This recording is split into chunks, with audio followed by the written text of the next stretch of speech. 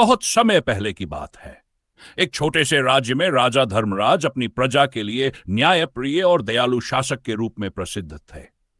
लेकिन राजा के मन में एक सवाल बार बार उठता था, संसार में सबसे महत्वपूर्ण क्या है, धर्म, कर्म या धैर्य? इस प्रश्न का उत्तर पाने के लिए उन्होंने अपने गुरु से सलाह ली। गुरु ने राजा से कहा, इस सवाल का उत्तर तुम्हें स्वयं भगवान विष्णु से मिलेगा। तुम उनके ध्यान में लीन हो जाओ, वे तुम्हें अवश्य मार्ग दिखाएंगे। राजा ने गंगा किनारे तपस्या शुरू की। महीनों बीत गए और अंततः भगवान विष्णु प्रकट। उनका तेजस्वी रूप देखकर राजा ने अपनी जिज्ञासा व्यक्त की। राजा का प्रश्न, हे प्रभु, कृपा करके मुझे बताइए, संसार में सबसे महत्वपूर्ण क्या है, धर्म, कर्म या धैर्य? विष्णु जी मुस्कुराए और बोले, इस प्रश्न का उत्तर मैं तुम्हें एक कहानी के माध्यम से दूंगा। ध्यान से सुनो। बहुत समय पहले एक छोटे से गांव में एक किसान माधव रहता था। वह अत्यंत परिश्रमी और ईमानदार था। उस वर्ष गांव में भयंकर सूखा पड़ा, फसलें नष्ट हो गई और लोग भूख से तड़पने लगे। माधव ने सोचा, अब क्या करूं? भगवान विष्णु ही मेरी सहायता कर सकते हैं। वह विष्णु जी की पूजा करने लगा। उसकी भक्ति और समर्पण देखकर विष्णु जी प्रकट हुए। विष्णु जी ने कहा, मैं तुम्हारी भक्ति से प्रसन्न हूं, बताओ तुम्हारी क्या इच्छा है?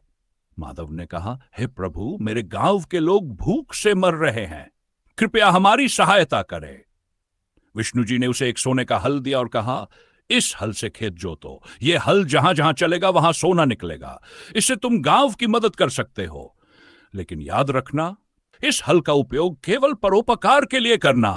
माधव ने हल लेकर खेत जोतना शुरू किया। सोना निकलने लगा। उसने गांव के लोगों को सोना बांटा और उनकी जरूरतें पूरी की।